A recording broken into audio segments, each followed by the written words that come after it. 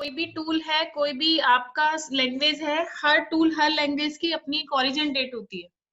सो Python की भी अपनी ओरिजिन डेट है, that is 1 January 1970। when we say 1 January 1970, that is 0 for Python. 1 January 1970 is 0, right? अब इस केस में अगर मैं 31 दिसंबर बोलती हूँ तो वो उसको पाइथन क्या अंडरस्टैंड करेगा? 31 दिसंबर 1969 इज -1, यस और नो? उसी तरीके से 2 जनवरी 1970 क्या है? 1 + 1। सो आप अगर 0 से लेफ्ट हैंड साइड चलते हैं तो जो भी वैल्यूज आएंगी, जो भी डेट आएंगी आपकी, वो -1 -2 कुछ इस तरीके से आएंगी। जो 1 जनवरी 1970 से पहले की डेट है उसको वो इंटरनली ऐसे स्टोर करेगा, और जो उसके बाद की डेट होंगी उनको as a positive value store करेगा। ये मैं आपको जो इंटरनल डेट कैलकुलेट होती है वो बता रही हूँ। रीजन समझो क्या है। आप कभी भी कोई डेट लिखते हो तो डेट कैसे लिखते हो? डेट लिखने के लिए या तो आप फॉरवर्ड स्लैश का यूज करोगे या फिर एब्रीवेशन लिखोगे। आपने लिखा 1 जनवरी 1970, या तो आप ऐसा लिखोगे या फिर आप ऐसा लिखोगे, ऐसा कुछ लिखोगे, या फिर आप फॉर एग्जाम्पल 1 जनवरी 1970 ऐसा कुछ लिखोगे। सो ये सारे फॉर्मेट्स जो हैं वो कैसे हैं? स्ट्रिंग है या नहीं है? यस मैम, स्ट्रिंग है। सारे फॉर्मेट्स जब आप देखोगे तो इन सारे फॉर्मेट्स में जो डेटा टाइप होगा इस पर्टिकुलर ऑब्जेक्ट का, जो भी रिकॉर्ड आप डेट का लिखते हो, वो कैसा बनेगा? स्ट्रिंग। तो इसे एज अ न्यूमेरिक तो रीड नहीं कर पाएगा। Getting my point? So but date कैसा वेरिएबल है? अर्थमेटिक ऑपरेशन परफॉर्म होता है डेट में। इफ आई से आपको 2 दिन बाद आना है तो आप you are adding 2 to the current date. What is your date of birth, कितने साल के हो गए हो, सब कैलकुलेशन है डेट में, यस मैम। राइट? तो उस केस में डेट कैसा वेरिएबल हुआ? न्यूमेरिक। अब उस न्यूमेरिक वेरिएबल को हमें सिस्टम को अंडरस्टैंड कराना है तो हमें न्यूमेरिक वैल्यू पास करनी पड़ेगी। सो ये जो फॉर्मेट है 1 जनवरी 1970, this is non standard. Non standard को सिस्टम नहीं समझता है।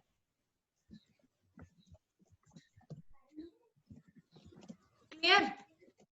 सो इसको सिस्टम को समझाने के लिए we have to convert that as 0। इसको हम बोलते हैं standard format, so that system can understand.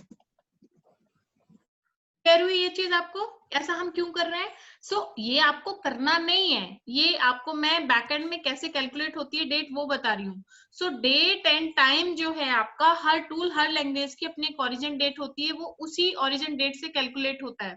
Internally जो डेट स्टोर होती है वो as a numeric value store होगी, बट किसी भी ओरिजिन डेट के हिसाब से वो कैलकुलेट की जाएगी। तो अगर मैं आज की डेट की बात करूं तो वो 1 जनवरी 1970 से कैलकुलेट करके कोई ना कोई न्यूमेरिक नंबर होगा या नहीं होगा? Yes ma'am. राइट? बट अगर उस न्यूमेरिक नंबर को मैं आपको बताऊं, is it possible for you to understand what is that value? मतलब आप निकाल तो सकते हो 1 जनवरी 1970 से कैलकुलेट करके, बट उस केस में आप समझ नहीं पाओगे विद इन वन गो की कौन सी डेट है, नहीं समझ पाओगे। तो ये जो नॉन स्टैंडर्ड, हाँ हिमांशी आप कुछ बोल रहे थे? नहीं। तो जो नॉन स्टैंडर्ड और स्टैंडर्ड फॉर्मेट है, हर टूल हर लैंग्वेज में हैंडल होते हैं, या चाहे आपका सैस हो, आर हो, पाइथन हो। अभिषेक आपने सैस पढ़ा है? सैस में ऐसा होता है? यस मैम, 1970 से ही होता है उसमें भी। 1970 तो फिर मैं कंफ्यूज हूँ शायद। जो हमारी पाइथन की ओरिजिन डेट है वो 1960 है। अगर सैस की 70 है तो इसकी 60 है। ये आप एक बार चेक कर लेना, दोनों में से यस, सैस की 60 है। हाँ, यस, सैस की 60 है तो इसकी 70 है। हर टूल की अपनी ओरिजिन डेट है, उसके हिसाब से कैलकुलेट होता है। अब ये ऐसा इसलिए होता है क्योंकि जो डेट है आप उसे रीड कराने के लिए एज ए करेक्टर ही पास करेंगे, न्यूमेरिक पास करने का आपके पास ऑप्शन नहीं है। बट सिस्टम उसे एज ए न्यूमेरिक वैल्यू तभी कंसिडर करेगा जब वो न्यूमेरिक वैल्यू इंटरनली स्टोर होगी। क्लियर? तो जब भी हमारे पास कोई भी डेटा आता है उसमें अगर कोई कॉलम डेट एंड टाइम में दिया गया है तो हमें उसे बताना पड़ता है कि ये कॉलम डेट एंड टाइम है। उसी तरीके से फिर उस कॉलम को अंडरस्टैंड करेगा पाइथन। अच्छा, राइट तो इसमें ये तो एक नॉर्मल कोर पाइथन में हमने डेट एंड टाइम जैसे इंपोर्ट किया है, जस्ट इंपोर्ट एनी डेट कि आज क्या है। आप रन करोगे तो वो दे देगा। ये मेरे सिस्टम में एक दिन पीछे चल रहा है, उस हिसाब से वो फोर्थ दे रहा है डेट। अगर आपको किसी स्पेसिफिक ईयर का कोई डेट या कोई वो चाहिए वो भी दे देगा। उसी तरीके से जो कैलेंडर है, कैलेंडर अगर आप इंपोर्ट करोगे तो किसी भी ईयर का किसी भी मंथ का कैलेंडर आप प्रिंट करा सकते हो। ये कोर पाइथन का पार्ट है, पांडास नहीं है, क्योंकि हम डेट एंड टाइम डिस्कस कर रहे थे तो I have put it those core Python keywords as well. So आप किसी भी ईयर मंथ का कैलेंडर निकाल सकते हो। Now we come to the main topic. Let's say हमने कोई फाइल इंपोर्ट की, यहाँ हमने ये जो फाइल इंपोर्ट की हमारे पास एक कॉलम है जो आपका टाइम कॉलम है। टाइम कॉलम आपका डेट एंड टाइम है। आपको देख के समझ में आ रहा है, यहाँ सबको समझ में आ रहा है कि ये टाइम जो है डेट एंड टाइम कॉलम है। कुछ डेट दी हुई है, कुछ टाइम दिया हुआ है इसमें, जी राइट। अब सबसे पहले हम क्या करते हैं, अपने डेटा फ्रेम का डी टाइप्स चेक करते हैं। जब आपने डी टाइप चेक किया तो जो टाइम कॉलम है उसको कैसा दिखाया उसने, ऑब्जेक्ट। व्हेन वी से ऑब्जेक्ट दैट इज स्ट्रिंग, तो टाइम कॉलम कैसा है, स्ट्रिंग है। अब इन केस आपको इस टाइम कॉलम से कोई कैलकुलेशन ऐसी करनी है कि आप सिर्फ ईयर एक्सट्रैक्ट कर रहे हो या फिर मंथ एक्सट्रैक्ट कर रहे हो, या फिर आप ये देखना चाहते हो कि इस डेट को कौन सा दिन पड़ा था, तो वो फंक्शनैलिटी तभी आएगी जब पाइथन को ये पता होगा कि जो टाइम कॉलम है वो डेट एंड टाइम कॉलम है। समझ आ रही है ये बात आपको? अभी अगर इस टाइम कॉलम से मुझे लेट से कुछ पार्ट एक्सट्रैक्ट करना है तो मैं नॉर्मल स्लाइसिंग करूंगी जैसे मैं स्ट्रिंग में करती हूँ, but that's not a good practice. आप स्लाइस करके ईयर तो निकाल लेंगे, बट ईयर अगर आपके पास एक रेड वाटर है बकेट में, एक में येलो वाटर है, तो रेड वाटर अगर आप निकालते हैं उसमें से छोटा सा एक मग्गा पानी आपने निकाला तो रहेगा तो रेड ही ना, येलो थोड़ी हो जाएगा। अगर आपने किसी बड़ी स्ट्रिंग से छोटा सा पार्ट निकाला तो वो रहेगा तो स्ट्रिंग ही। यस मैम, कैलकुलेशन तब भी डिफिकल्ट होगी। एग्जैक्टली ना, तो उस केस में आप स्लाइसिंग जो है, कुछ कई बार लोग ऐसे कर लेते हैं, हमने स्लाइस करके इसमें से सिर्फ आर्स निकाल लिए, ये वाला पार्ट या मंथ या जो भी आपको निकालना है, तो हमने उसे एज ए स्ट्रिंग कंसीडर किया है यहाँ पे। बट ऐसा नहीं करना है। ऐसा क्यों नहीं करना है? क्योंकि ये स्ट्रिंग है, स्ट्रिंग से आप स्लाइसिंग कर रहे हो, आपको पहले उसको डेट एंड टाइम कॉलम बनाना पड़ेगा। वो हम कैसे करेंगे, लाइक दिस। यहाँ पे will convert the time column to date time format. तो हमने क्या किया, ये डेटा फ्रेम है, डेटा फ्रेम के इस कॉलम को pd.to_ डेट एंड टाइम से कन्वर्ट कर देंगे ufo.time को। Now if you check the D types, अगर आप डेटा टाइप देखोगे तो उस केस में जो आपका टाइम कॉलम था उसका डेटा टाइप उसने क्या दिया है, टाइम कॉलम का डेटा टाइम क्या है, मतलब वो it has been converted date time में कन्वर्ट हो गया। अब यहाँ पे जब वो डेट टाइम में कन्वर्ट हो गया तो पाइथन अंडरस्टैंड करता है कि जो टाइम कॉलम है that is date and time. अब वहां पे आपका ये dt फंक्शन चल जाएगा। हमने क्या किया, डेटा फ्रेम के टाइम कॉलम में dt is specific when your column has been converted as date and time, dot hours dot head। तो हम इस कॉलम से hours निकाल सकते हैं, सारे निकाल लिए हमने। अगर हमें उसमें वीकडे नेम निकालना है, ये काम आप स्लाइसिंग में तो कर ही नहीं सकते थे, ये वाला तो फिर भी कर लेते, बट ये वाला काम नहीं कर सकते थे कि किस डेट को कौन सा दिन पड़ा था। सो ये फंक्शनैलिटी आपको dt.weekday name में आपको मिल जाएगी। वीकडे नेम में जो आपका मंडे है that is at 0 index, Tuesday 1 and Sunday 6। Indexing इस तरीके से है, मंडे से स्टार्ट होता है, मंडे इज 0। सो ये तो वीकडे नेम में आप ये सारे वीकडे नेम निकाल सकते हैं। अगर आपको वीकडे चाहिए सिर्फ जिसमें वो इंडेक्स देगा, वीकडे नेम में क्या देगा, label, name of the week, name of the weekday, और वीकडे में आपको देगा इंडेक्स। इंडेक्स में जैसे यहाँ पे संडे था आपका, संडे पे 6 आ रहा है, मंडे में आपका 0 आ रहा है, तो Monday is at 0 and Sunday is at 6। ये बात समझ में आई आपको, ऐसा हमने क्यों किया? यस इसकी मैम। इसकी इंडेक्सिंग मैम, हाँ बोलो। इसकी इंडेक्सिंग जो ऊपर है वीकडे नेम में, तो हम्म, वो तो जीरो से स्टार्ट है कौन सी वाली? संडे संडे के लिए। संडे यहाँ पे जो हमने किया है, देखो ये वाला इंडेक्सिंग नहीं बोल रही हूँ मैं, संडे को वो 6 समझता है। यहाँ देखिए मंडे उसके लिए 0 है, ये इंडेक्सिंग तो बाय डिफॉल्ट आती है, इसकी बात नहीं कर रहे हैं हम। अच्छा अच्छा, ठीक है समझ समझ गए गया। ना? जैसे आपके मंथ भी हम्म, होंगे, January at 0 index, December is at 11 index. Yes ma'am. ठीक है। सो इस तरीके से यहाँ पे ये वीकडे आएगा आपका। अगर आपको डे ऑफ ईयर निकालना है कि उस दिन कौन सा डे था, तो आपका डे ऑफ ईयर निकल जाएगा कि लेट्स से 152 डे था, 181 डे था, कोई भी डे था, वो आप उससे निकाल सकते हो। अच्छा, एक और चीज हमेशा ध्यान रखेंगे, सेस और पाइथन इन तीनों में ऐसा होता है, बाकी का I am not very sure. जब भी आपके पास कोई डेट होती है और आपको डेट में कोई कंडीशन लगानी है, you always put date into quotes, क्योंकि हमें डेट को एज अ स्ट्रिंग कंसिडर कराना पड़ता है। आप कोई भी न्यूमेरिक वैल्यू पे कंडीशन लगा रहे हो तो आप न्यूमेरिक वैल्यू को कोट्स में नहीं रखते हो, बट डेट के साथ ऐसा नहीं होता है। अगर किसी एज पे आपको कंडीशन लगानी है, किसी की सैलरी पे कंडीशन लगानी है, तो आप एज और सैलरी को कोट्स में थोड़ी लिखते हो, नहीं लिखते हो वो ना? न्यूमेरिक वैल्यू है। राइट। डेट भी न्यूमेरिक वैल्यू है, बट डेट को हम हमेशा कोट्स में रखेंगे। क्यों रखेंगे? क्योंकि जो डेट डिस्प्ले होती है वो उसमें स्ट्रिंग प्रॉपर्टी होती है, या तो यस फॉरवर्ड स्लैश होगा, या तो हाइफन होगा, या तो एब्रीवेशन होगा, ऐसा कुछ जरूर होगा ना डेट में। जब हम डेट मैम। लिखते हैं, डेट को ऐसा थोड़ी लिखोगे आपके डेट 1 जनवरी 1970 डेट 0। अगर आप 0 लिखते हो तो ठीक है।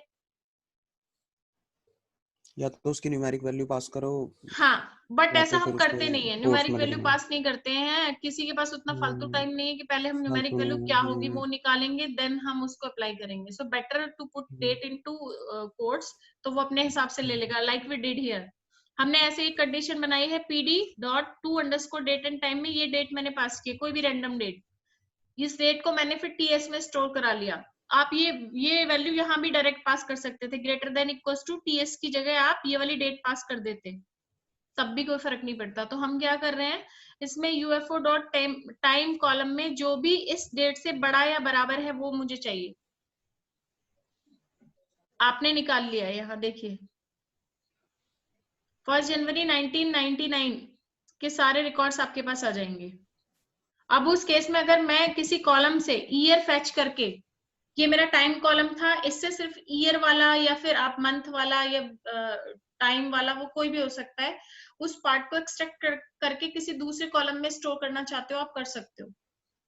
यहाँ हमने ऐसा किया है, ये मेरा डेटा फ्रेम है, उसमें मैंने एक नया कॉलम बनाया है ईयर नाम से। उसमें जो वैल्यू स्टोर होगी वो कहाँ से आएगी? डेटा फ्रेम के टाइम कॉलम से, dt डॉट ईयर से हमने एक्सट्रैक्ट कर ली वो value, and then we have stored that into this new column. Any confusion with this syntax? ये जो है हमारा, किसी को कोई कंफ्यूजन है? No ma'am. फाइन। सो इसी तरीके से हम मंथ भी एक्सट्रैक्ट कर सकते हैं। ये मैटप्लॉटलिब वाला पार्ट अभी आप छोड़ देंगे। फॉर एग्जाम्पल आपके पास एक डेट रेंज और कीवर्ड है, फर्दर डेट के जो भी जैसे जैसे फाइल्स आती रहेंगी, जैसे कोई नया आता है तो I put that in that particular file. So अगर आपको कोई स्पेसिफिक डेट पे कोई रेंज बनानी है कि मुझे इससे लेके यहाँ तक की डेट लिखनी है, तो आप यहाँ पीडी डॉट डेट रेंज में वो डेट पास करेंगे, पीरियड्स में कितनी डेट चाहिए, कितनी वैल्यू टोटल चाहिए वो पास करोगे, तो वो आपका। हमने फिर क्या किया, अरेंज में हमने 0 to 6 तक वैल्यू आ जाएंगी। इंडेक्स किसको बनाया? डेट्स को। और डेट्स कहाँ स्टोर हो गई थी आपकी? इस वाले सिंटेक्स में। तो डेट्स आप यहाँ देखोगे 1 जनवरी 2000, 2 जनवरी 2000, 7 जनवरी 2000 तक है,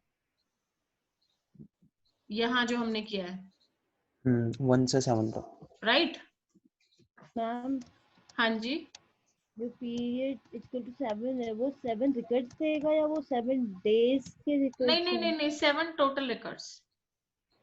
ओके उसमें और भी ऑप्शन है, जैसे टाइम जोन है, एंड है, स्टार्ट कहाँ से करना चाहते हो, नेम, क्लोज, ये बहुत सारे ऑप्शंस अवेलेबल होंगे. You will do shift plus tab to check that. Shift plus tab, ये सिर्फ इसी को चेक करने के लिए नहीं है. कहीं पे भी अगर कोई कंफ्यूजन आपको किसी फंक्शन को अप्लाई करते हुए होता है तो you put shift plus tab and you will get all the options available for that syntax. कितने आर्ग्यूमेंट्स हो सकते हैं मेरे को?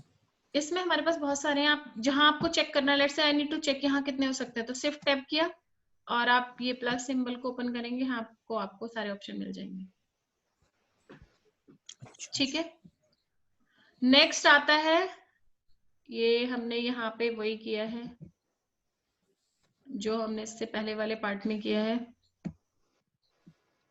Like this. अब हमने जैसे सीरीज बनाई है तो इंडेक्स डेट्स रख ली, तो सीरीज में जो इंडेक्स 0 1 2 3 4 होता था या फिर इंडेक्स आप मैन्युअली पास करते थे, तो अगर आपको किसी पर्टिकुलर उसमें डेट वाइज करना है तो आप डेट ऐसे भी जनरेट कर सकते हो.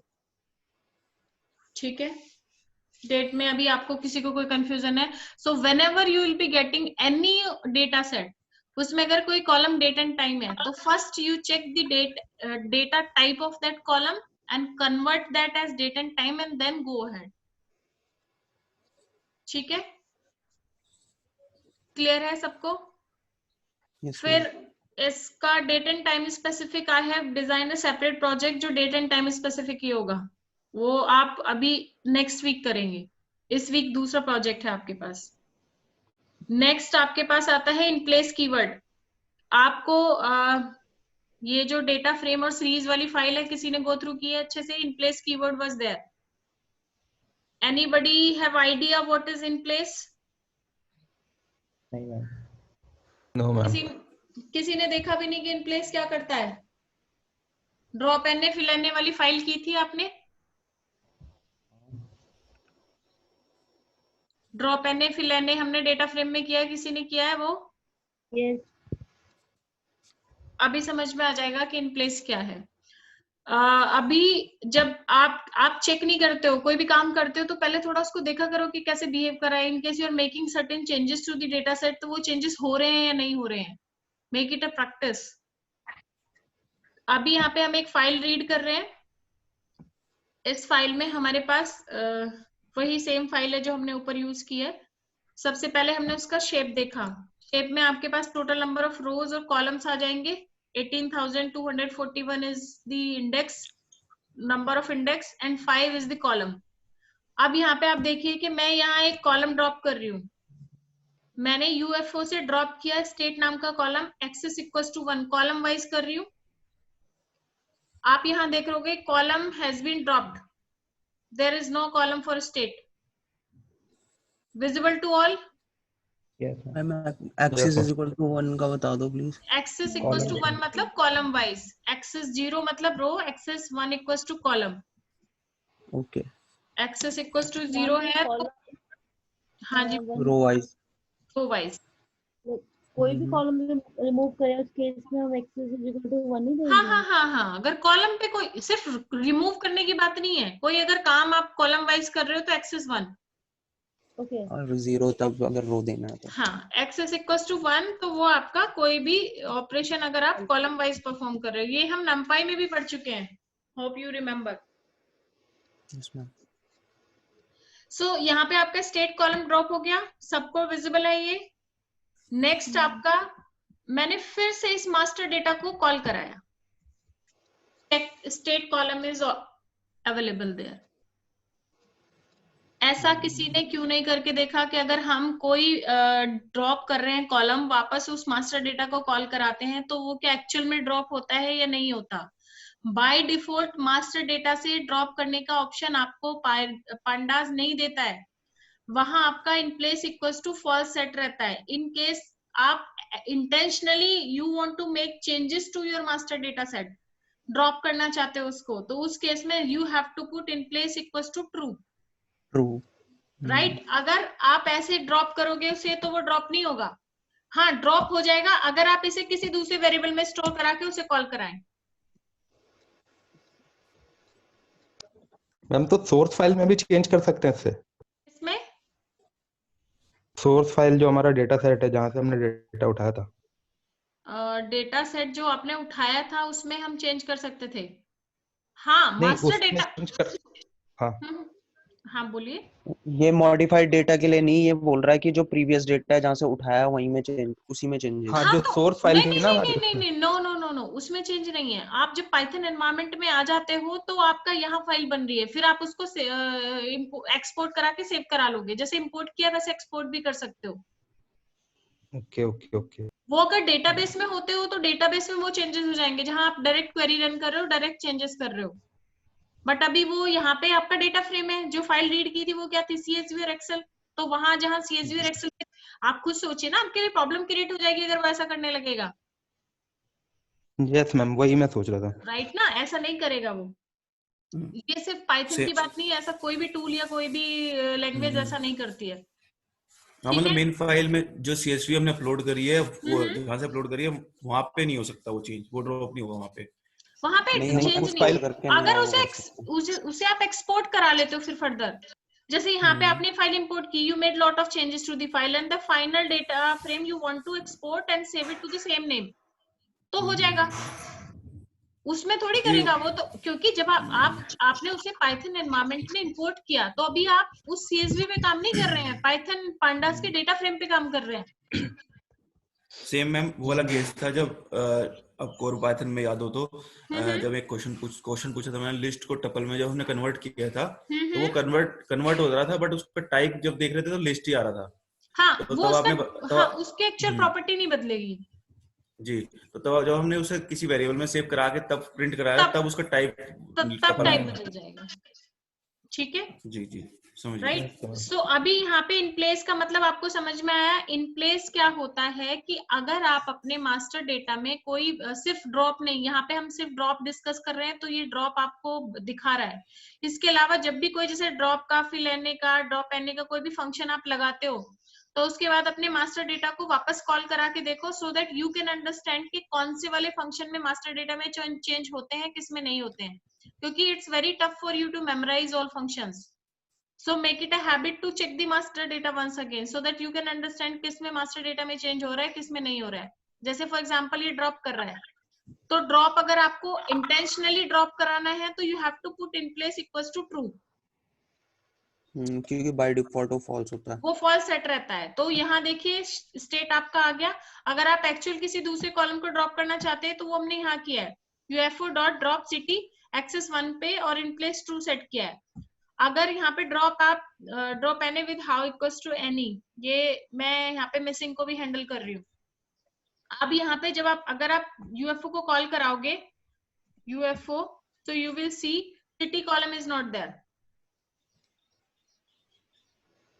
क्योंकि आपने प्लेस की वजह से ड्रॉप किया है। ये इन प्लेस का इफेक्ट है। ठीक है, समझ में आया इन प्लेस का यूज क्या है? मैम ये हाउ इक्वल टू एनी उसके लिए मिसिंग हाँ, वो वैल्यूज जो के लिए शेप वाला था। कौन सा वाला? ये तो ऊपर वाले से आ गया ना, ये जो हाँ हाँ हाँ, UFO तो कहीं पे भी, मतलब आप यहाँ भी कॉल करा सकते हो, नीचे भी करा सकते हो।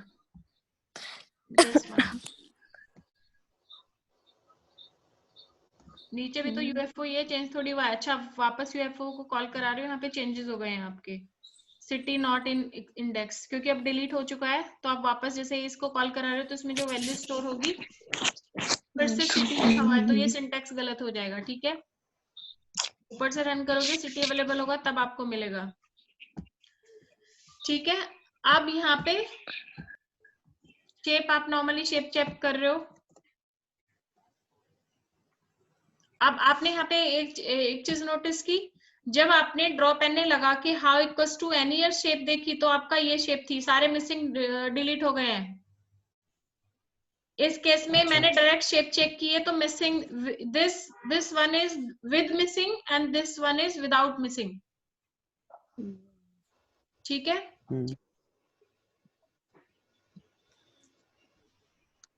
ऐसा कर, ये यहाँ पे कुछ समझ आया आपको? मैम इसमें पर्टिकुलर कोई वो भी दे सकते हैं, जैसे आपने यहाँ पे तो एनी दिया है, फिर यहाँ एनी पे और आप ऑल, सिर्फ दो ही कीवर्ड है हमारे पास, एनी और ऑल। तो किसी पर्टिकुलर कॉलम या उसके लिए करना हो तब? हाँ हाँ, तो आप यहाँ पे सेट कर दो ना, UFO में कौन सा कॉलम, यहाँ कॉलम का नेम आ जाएगा, जो भी कॉलम आप लेना चाहते हो। लेट्स से मैं सिटी रखना चाहती हूँ, तो मैं मेरा ये ऑपरेशन इस पे ही परफॉर्म होगा। रो कॉलम किसी का भी नाम यहाँ पे दे दो डायरेक्टली। कॉलम का दोगे, रो का लॉक आईलॉग से जाएगा। अच्छा, ठीक है, will come to the loc iloc topic, most probably next class आपकी लॉक आईलॉग की ही होगी। सो अभी यहाँ पे जो ड्रॉप एन हमने किया है, इसमें आपने यहाँ पे ड्रॉप करके आपकी शेप ये होगी, मींस यहाँ पे ड्रॉप हो चुका है। वापस यूएफओ को कॉल करा के शेप चेक की तो ड्रॉप नहीं हुआ है, क्योंकि actual data as it is है। सो यहाँ पे भी आपको इन प्लेस लगाना पड़ेगा, ये मैंने यहाँ पे लिखा हुआ है। ड्रॉप एनए में भी in place is false set है, और सेट इंडेक्स में, रीनेम में, इनमें भी फॉल्स सेट है जो यहाँ पे लिखे हुए हैं। अगर आप रीनेम करते हो किसी चीज को, वापस मास्टर डेटा को कॉल कराओगे, तो फिर वहां पे एक्चुअल में चेंज तभी होंगे जब आप in place equal to true set करोगे। अगर नहीं करोगे तो मास्टर डेटा को चेंज नहीं करेगा। Clear to all? कोई कंफ्यूजन है इन प्लेस में? मैम एनी और उसमें ऑल में क्या डिफरेंस है? देखो, एनी और ऑल में जो डिफरेंस है वो आपका ये है कि अगर आपका मिसिंग रिकॉर्ड है, कोई भी डेटा फ्रेम है, उसमें आप मिसिंग रिकॉर्ड हटाना चाहते हो, तो आपके पास दो ऑप्शन अवेलेबल होंगे ना कि मिसिंग हटा कैसे रहे हो। जब एक कॉलम में सारे मिसिंग है तब हटाना चाहते हो, या फिर एक कॉलम में सिर्फ एक कोई नॉन मिसिंग मिल जाता अच्छा है अच्छा तब भी अच्छा, नहीं उसको ठीक है हटाना ठीक चाहते है हो, तब हाउ इक्वल्स टू ठीक है एनी और वो सेट है। ये तुम ठीक फाइल है ना मैम, पढ़ते नहीं हो अभिषेक। समझ गया मैम थोड़ा अभी। ये इस फाइल में मैम दिया हुआ है यहाँ, एनी और ऑल। इसमें हाँ बोलो रोनक। ऑल में अगर पूरी रो अगर सारे गायब मिसिंग होगा होंगे तभी तभी हटाएगा, मिसिंग होगा। अगर एक भी नॉन मिसिंग होगा तब नहीं हटाएगा। तब नहीं हटाएगा, एनी में हटाएगा वो। एनी तो बाय डिफॉल्ट वाला ऑप्शन होता है, अगर एक भी मिसिंग आता है तो हटा देगा। हम्म, ठीक है, और एक्सेस 01 यहाँ भी है, पुरानी फाइल रिपीट करते रहो। अगर ऐसा नहीं करोगे, जैसे ही डेटा सेट मिलने शुरू होंगे तुम फिर से सारे पन्ने पलटोगे। Yes ma'am. ठीक है, अभी आज आप डेट एंड टाइम और इन प्लेस इस चीज का ध्यान रखोगे। तो ये जो दो फंक्शंस हमने आज डिस्कस किए हैं, फर्दर कोई भी डेटा सेट आता है वहां पे शायद मुझे आपको बताने की जरूरत नहीं पड़ेगी, आपको ये फंक्शंस पता होने चाहिए। ठीक है, अच्छा, डेट एंड टाइम और इन प्लेस का ध्यान रखेंगे। Any ma'am confusion? इसमें एक क्वेश्चन था कि इसमें हम कॉलम वाइज को मर्ज करना चाहे तो उसके लिए भी हमें ऑप्शंस देने हैं कुछ? कॉलम वाइज मर्ज कैसे? मान लीजिए कि दो कॉलम्स हैं, उसमें दोनों कॉलम्स को ऐड कराना है, तो और आप डायरेक्ट ऐड एक करा कॉलम में आपके पास आप डायरेक्ट पास कर सकते हो ना, कि इस कॉलम को मैं इससे, आप ऐसे कर सकते हो ना। मेरे पास लेट से ये डेटा फ्रेम है, डेटा फ्रेम का ये कॉलम मेरा एग्जिस्टिंग है, लेट से ए, मैं यहाँ सिंटेक्स आपको से लिख रही हूँ। तो आप इसमें क्या करना चाहते हो, डेटा फ्रेम आपका बी और प्लस करके डेटा फ्रेम सी, या जो भी एक्स वाई जी जो भी अरिथमेटिक ऑपरेशन यहाँ परफॉर्म करके इसमें स्टोर करा दो। ये सब काम हम फर्दर करेंगे। अच्छा, अभी फिर नहीं वो है मतलब रीनेम भी तो करना होगा। हाँ, रीनेम किसको? उसी कॉलम को, अब वो नया कॉलम बन जाएगा ना, क्योंकि नहीं, हम यहाँ पे तो नया ही बना रहे हैं ना, एग्जिस्टिंग में चेंज थोड़ी कर रहे हैं। एग्जिस्टिंग को लेकर एक नया बनाया है। इनकेस एग्जिस्टिंग में भी चेंज करना चाहते हो तब भी कर दोगे। रीनेम क्यों करेंगे हम? कॉलम ए है मेरे पास ऑलरेडी, कॉलम ए को मैं जो उसका एग्जिस्टिंग है उसमें बी और सी और ऐड कर रही हूँ, ठीक ठीक। राइट ना। या फिर कोई भी किसी भी कॉलम पे मुझे कोई स्पेसिफिक फंक्शन अप्लाई करना है तो मैं कर सकती हूँ, और ऑब्वियसली मुझे जरूरत पड़ेगी इन सब चीजों की। तो वो मैम आगे है ना अभी, मतलब हाँ अभी तो हाँ नहीं हाँ, करना? अभी पांडाज अभी 1 महीना चलने वाला है आपका, ऑलमोस्ट 1 महीना लेगा। पांडाज में बहुत टाइम लगेगा, सबसे ज्यादा टाइम पांडाज ही लेगा। सो ठीक है मैम। सबको पाइथन की एक पीडीएफ फाइल पांडाज की मिली है?